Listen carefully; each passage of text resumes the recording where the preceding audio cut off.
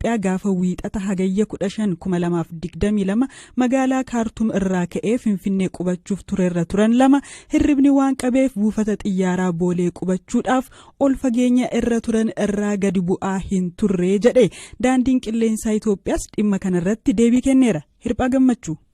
Xayyaarri Boeing 737-800 lakkoofsi balalii ET 343 ta'e Kaartum irraa gara Finfinneetti ol fageenya kiiloomeetira 11.3 irratti balali'aa ture.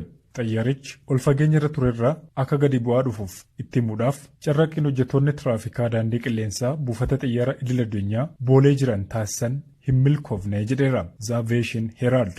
Daandiin qilleensaa Itoophiyaa gama isaatiin ibsa baaseen akka jedhetti guyyaa wanti kun mudatetti koominikeeshiniin paayileetotaa fi hojjettoota tiraafikaa daandii qilleensaa to'atan gidduu addaan citee akka ture mirkaneeffatee kanaaf immoo ka'umsi maal akka ta'e qorachaan jira jedheera. Dabaluunis sababii maaliin koominikeeshiniin akka addaan cite waan jedhe qabaachuu baatus qorannoon jalqabe hanga xumuramutti hojjettoonni waan uumame kana keessaa qooda qaban hojiirraa akka dhorkaman ibseera. Paayileetonni to'attoota tiraafikaa daandii qilleensaatiif deebii hin kennine kunneen sirna balalii xiyyaarichaa irraa sagaleen akeekachiisaa akka isaan bakka qubatan qaqqaban agarsiisuu isaatiin isaan dammaqsee jedhameera. Awutoo paayileet bu'uura ajaja dursee kennamuufiin xayyaarri ol fageenya saffisaa fi toorarra balali'u sirnaan eeggatee bakka qubatu sirna taasisuudha.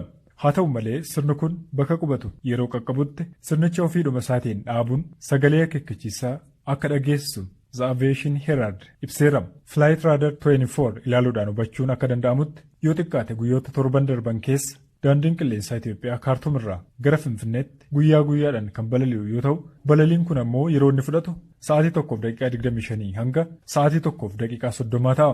Haa ta'u malee hagayya 15 bara 2022tti xayyaarri Kaartum irraa gara Finfinneetti balali'e kan qubate balalii sa'aatii 1:49 boodadha. Kunis daqiiqaa 20 boodatti hafee qubatee jechuudha. Gabaasni kun hordofee xiinxalaan aviyeeshinii beekamaa Alex Macheras dabalatee namoonni baay'een waan mudate kana dhiibbaa hojii paayileetota irra jiru wajjiniin wal qabsiisaniiru.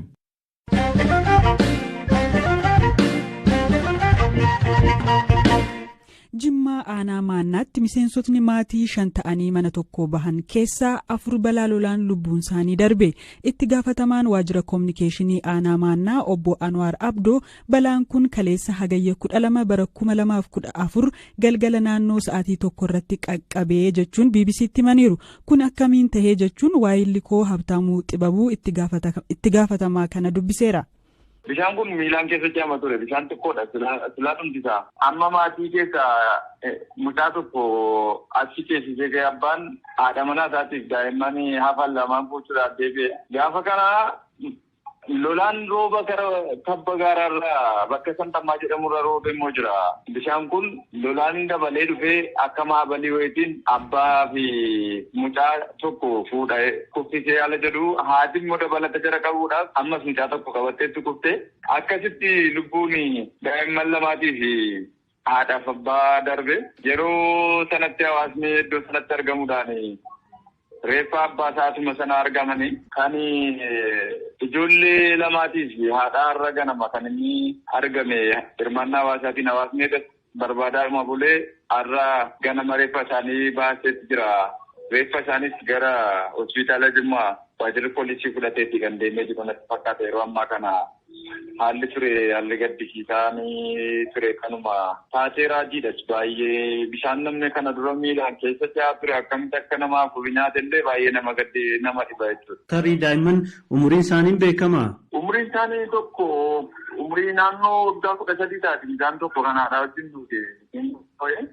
Tokko daa'ima ishee addan baafanne xiqqoo mucaa haftee sanallee dhaqee qaamaan bira ga'uudhaaf xiqqoo haalli gaddii hawaasni naannoo sanaa keessa jiru carraanaan kennine adda baasuuf yaalellee mucaan tokko hafteetti beekta. Garuu immoo haalli hawaasni keessa jiru baay'ee rakkisaadha bakka gadda guddaa namatti dhaga'ame namni nama haasofsiisullee hin jiru bakka baay'ee gadda guddaa ta'e waan ta'eef mucaa si haftee sanallee haasofsiisuudhaaf carraan arganne. Hundaafuu hawaasni naannoo alan gaafatu mucaa siin du'aa siin tokko kan baate naannoo waggaa 13 haadha wajjiniin kan argamu.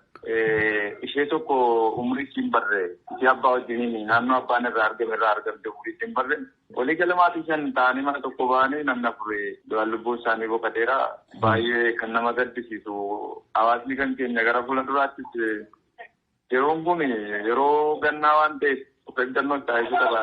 Haa ta'u carraa kanaan Gadda guddaadha. Gadda keessummeessine akka aanaatti baay'ee nutti dhaga'ame. Wanti jedhan illee nama harkaa daawwata. Biyya alaaf biyya keessa jiranitti gurguruu akka barbaadu beeksise. Caalbaasii ministeerri maallaqaa baase irratti abbootiin qabeenyaa biyya keessaa fi alaa akka irratti hirmaatan waamichi dhiyaatee jira. Gabaasa dabalataa qabna. Warshaaleen sukkaaraa mootummaan caalbaasiif dhiyeesse Arjoo Dhidheessaa, Kasam, Xaanaa Balas, Tandaahoo, Omoo Kurraaz 1, 2 fi 3ffaadha. Ministeerri maallaqaa caalbaasii kana kan baase dorgommii damee oomisha sukkaaraa irratti jiru cimsuu fi dhiyeessii sukkaaraa biyya keessaa guddisuuf ta'uu beekseera. Ministeerichi akka ibsetti Itoophiyaan fedhii biyya keessaa guutuuf biyyoota alaarraa sukkaara galchiti. Warshaaleen 8 kunneen qabeenyummaan isaanii gara dhuunfaatti yoo dabarfame oomisha sukkaaraa guddisa jedhe ministeerichi. Oomishni sukkaaraa yoo guddate galii qonnaan bultoonni shonkoora oomishanii fooyyeessa jedhamee abdatama. Kana malees dhaabbileen biyya keessaa fi alaa oomisha sukkaaraa irratti hirmaachuun sharafa maallaqa biyya alaa akka argamsiisu ministeerri maallaqaa himeera. Iddoowwan warshaaleen haaraa ijaaraman kunneen iddoowwan oomisha shonkooraaf mijatoo fi bu'uuraaleen misoomaa guutamuufi ibse. Waggaa 4 dura paartiin biyya bulchaa jiru warshaalee sukkaaraa mootummaa harka jiranii fi ijaarsarra turan guutummaatti yookaan gartokkeen gara abbootii qabeenyaa dhuunfaatti akka dabarsuun murteessuun isaanii yaadatama. Haaluma wal fakkaatuun ijaarsarra kan ture daandiin baaburaa, paarkiiwwan industirii, hoteelonni fi dhaabbileen ijaarsaa garaagaraa guutummaatti yookaan gartokkeen dhaabbilee dhuunfaatti akka dabarfaman murtaa'uu isaatu yaadatama.